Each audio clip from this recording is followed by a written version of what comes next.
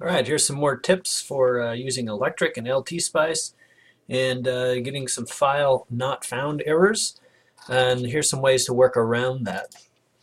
So it's always good to start maybe clean with a clean electric, restart it if things start getting weird, because when we open up different libraries, there's the technology scale that gets changed and things start not working well. If you open up examples and your own work in the same session, that may not be what you want. Let's open up our white inverters JLib, the homework. And let's see, we have inverter 1, the test thing. We have our pulse source, A0, A1, A2, A3. Include our C5 power supplies, transient simulation. I'm going to modify this, Control I. And we'll just go out to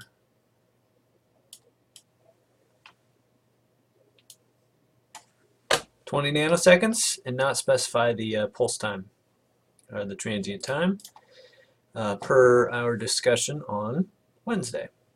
All right, next we do this. We say tools, simulation spice, write spice deck. Could not include include file c5.txt. Well, actually what happened, let me tell you, is I deleted it from the directory. It didn't even exist. So if we go to that directory, test, it doesn't even exist there. I'm going to delete these two files. Keep the JElib. And we'll go back to this. We have the C5 copy. Paste. I need to edit this real quick. Take this out. Save it. Don't mind me. Let's try it again. Okay, tools, simulation, spice, write spice deck. And it did work. If you start electric clean, or if you open up, I think it gets the file name as appropriate in the working directory. What we notice when we have this include, we just said named a file, but we didn't say the file path. It is possible, and that LTspice on your system, or if you're running a different something other than Windows, that electric starts LTspice in a different window. I believe it's in the JElib. That's why it's always worked for me, but apparently not everyone else.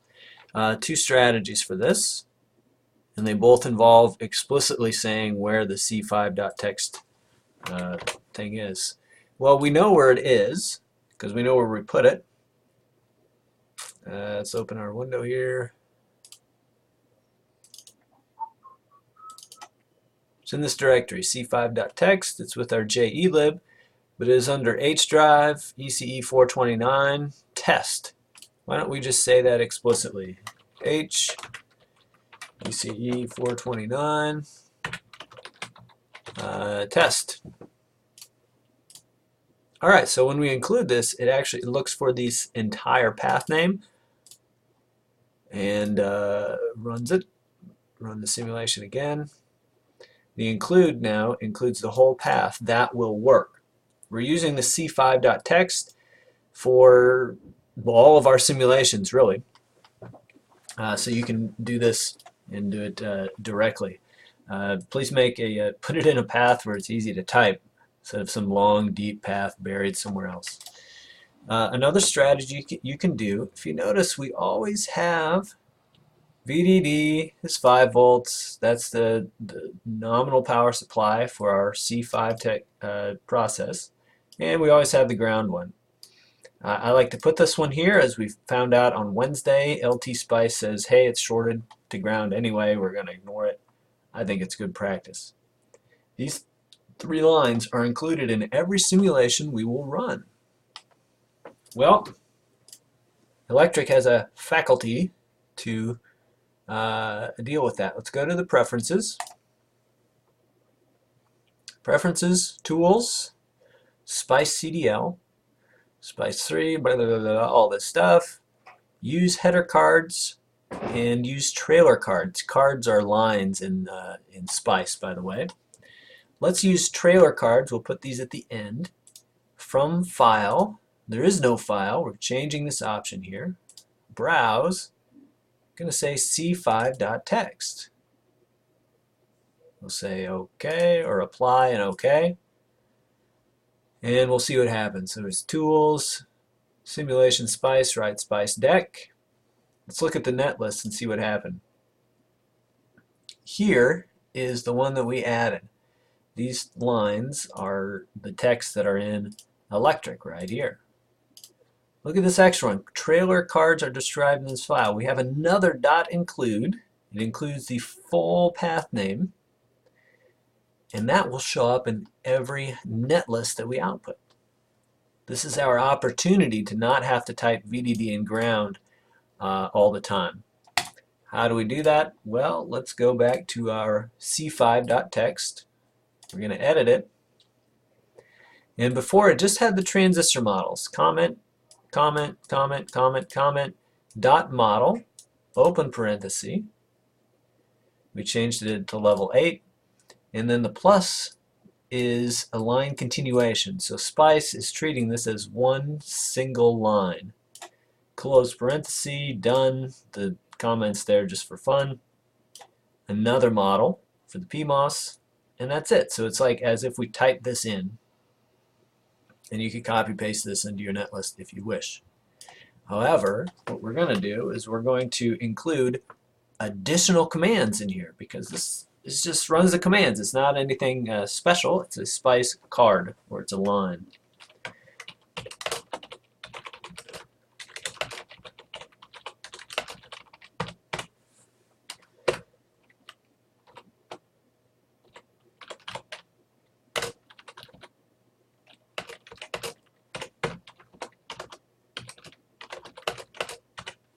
All right, our include file, our c5.txt, also includes the two lines setting up voltage sources, the 5-volt power supply and the VGND to ensure that we have the node GND attached to node 0, which is the special one. Save that file. Here we go. Write this again. Tools, simulation, write spice deck. All right, multiple instances of VGND. Well, what happened? Well, look at this. This .include stayed the same. That's the setting that we changed. But inside this file now, well, we haven't included a lot of time. We're still including it up here. We also have a VDD and a VGND. Well, that was included in the c5.txt also. So here's what we can do. Now, we can Control I. We can take out the include file that gets our models. We can take out the power supply line. We can take out the other power supply line and just be left with the transient simulation. Should run. Run. We look at the netlist.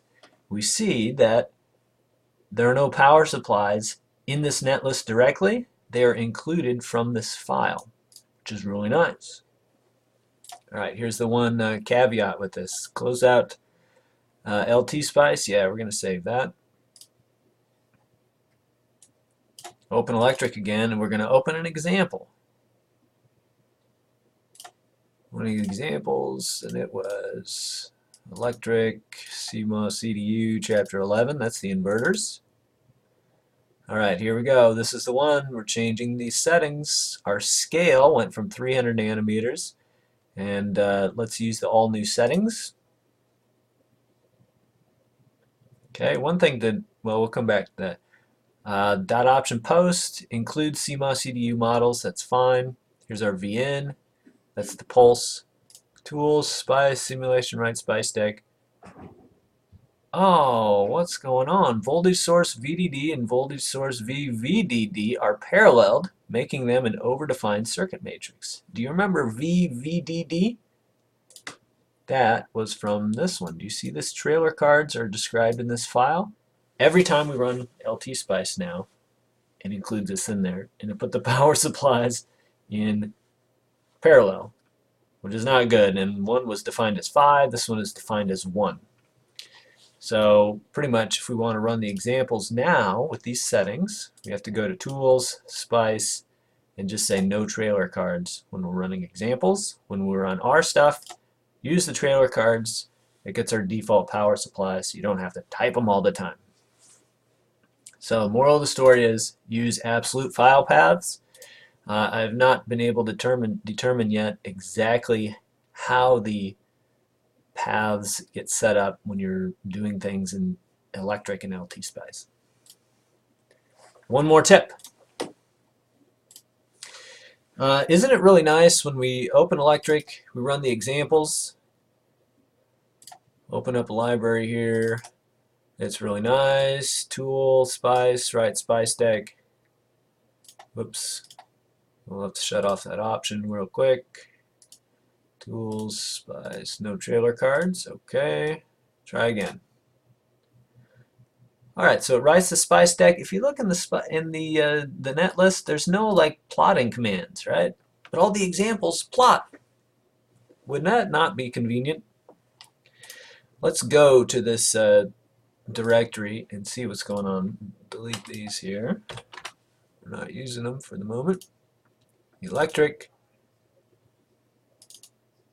CMOS CDU, chapter 11, and look at this.